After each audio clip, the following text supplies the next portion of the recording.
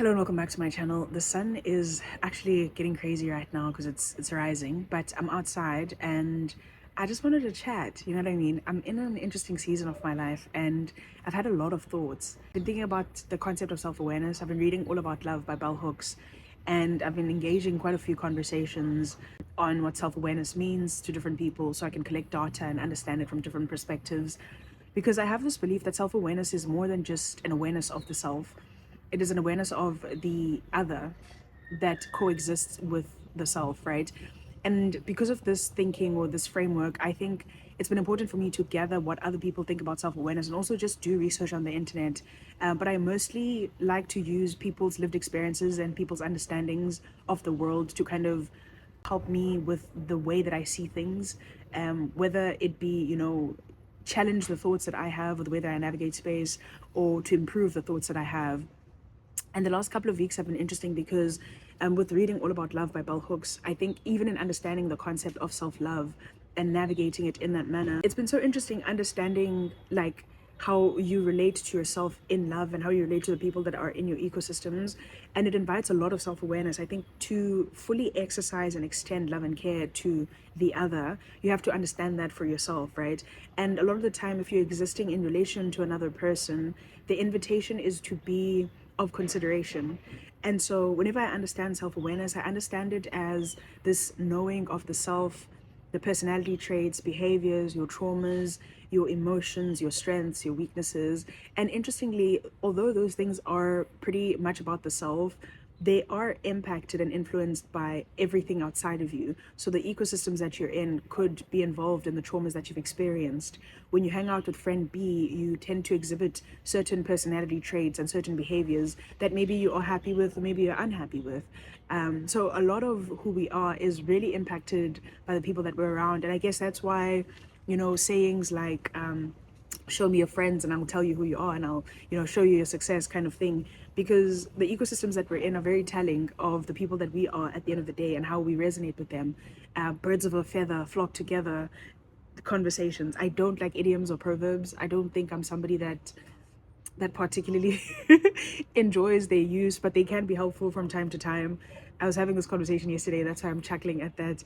But I think yeah, it's been really important for me to sit down with the idea of self-awareness because I'm seeing my concept of self shift and change every time I sit and I journal, every time that I experience a new person, and I experience, their ideologies and how they navigate space. It's been interesting. I don't like using, I feel like I use interesting quite a lot. I need to find better words. I've been fascinated by how much having conversations with people can entirely change the way that you look at life, even if it's not necessarily having like a deep conversation where you're asking people about their takes on self-awareness, but just having general conversations about things that sometimes seem minuscule or seem like they don't matter in the grander scheme of things, and coming back home and thinking about that, like, how did that impact me? What did I think about that? And I think that's another part of self-awareness um, that makes me feel like it. I don't think being self-aware is something that's necessarily commendable to a large extent, but I understand why people think self-awareness is commendable, because I used to think self-awareness alone is commendable. I think self-awareness without the concept of self-improvement really means nothing to me in a grander scheme of things. But in the same breath, I was recently having a conversation about this. I think it's very dependent, right? I sometimes struggle to extend compassion to people that are just self-aware, especially when I notice that you're self-aware about attributes that aren't necessarily great about yourself, and you're just aware, right? I think there's something so dangerous rather about being simply self-aware, because sometimes that self-awareness can extend into you using it as a victim card to justify actions or justify the attributes of yourself that aren't necessarily good attributes or aren't necessarily conducive attributes, especially in relation to your ecosystems and your communities.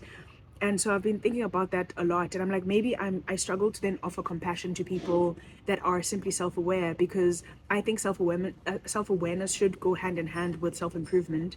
And when that doesn't happen, I'm like, why aren't you trying to improve yourself when you can see that these attributes are harming the ecosystems that you're in? And instead what you're doing is justifying your actions, using your traumas. And it's one thing to have that experience where you are not necessarily aware that a certain behavior that somebody in your ecosystem exhibits triggers you, and you haven't experienced that before, and you're triggered at that point in time. But it's another thing to continuously show patterned behavior, like you are aggressive when people talk to you about things all the time, and you just say, oh, this is just the kind of person that I am. Then that brings a lot into question, because you're self-aware about it, but like, are you trying to improve it in order for you to be a better person in relation to the communities that you're in? And that's the thing about community. You have to be willing to do that work. You have to be willing to put an effort to improve yourself, right? And I guess the compassion thing comes in when I think about, people that are self-aware but are in environments where they can't necessarily self-improve. So they kind of have to dwell in their self-awareness, understanding their negative attributes, but those negative attributes become coping mechanisms for them in those circumstances. Then that also becomes an entirely different dynamic. And I guess I can extend compassion to that, because it comes to a point of questioning capacity then. So how much capacity does this person have to improve themselves, right? And there's a brain power aspect of it, there's a willingness aspect of it. And I like that I understand capacity in this way, because whenever people tell me that, oh, I don't have capacity for A, B, C, and D, I kind of sit down and think about, when I don't have capacity, am I talking about not having willpower to do a certain thing? Like I'm unwilling to do it? There's not a wanting or a will in me to perform a certain task, or to be a certain person, or to improve in certain ways? Or is it a brain power perspective or brain power issue where I don't physically or mentally have the brain power to do certain things?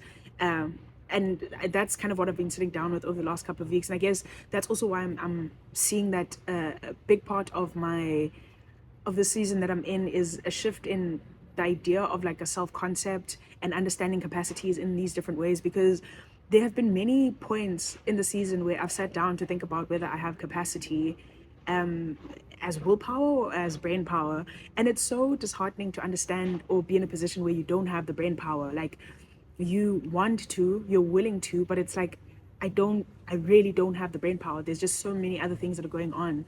So that's been fairly interesting.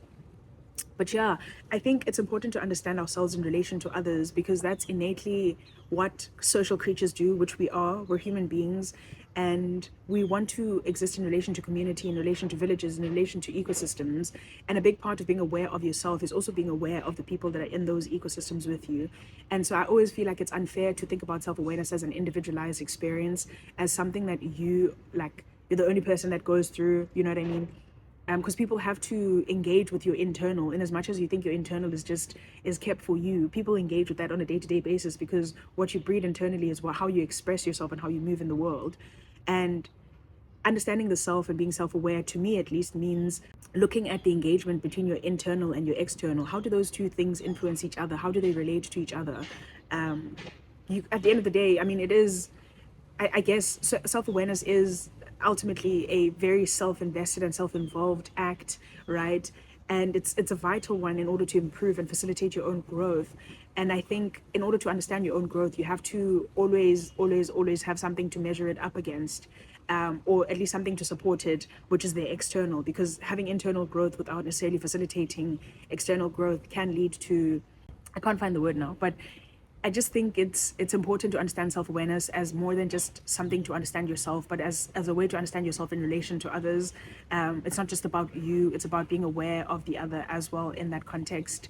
So yeah, that's kind of where I'm at with that. I've been thinking a lot about it, and I'm still kind of sharpening my thinking around it. I think this is like the base of what my thoughts are on self-awareness right now, because I had a video that I posted and people were commending my self-awareness, and I was like, I don't I don't find this commendable, but thanks.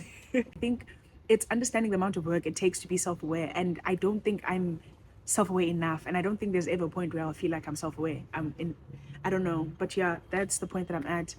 I don't know if you're taking away any nuggets from this video, but I do hope that it allows you to think about how you view self-awareness, and share your thoughts with me on what you think about how I view self-awareness and how you view self-awareness and how you navigate self-awareness. Thank you so much for watching this video. Really appreciate you guys being here.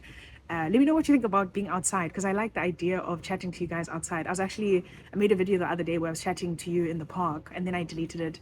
I really like the idea of just being in nature and, I don't know, being outside. Let's catch the winter sun,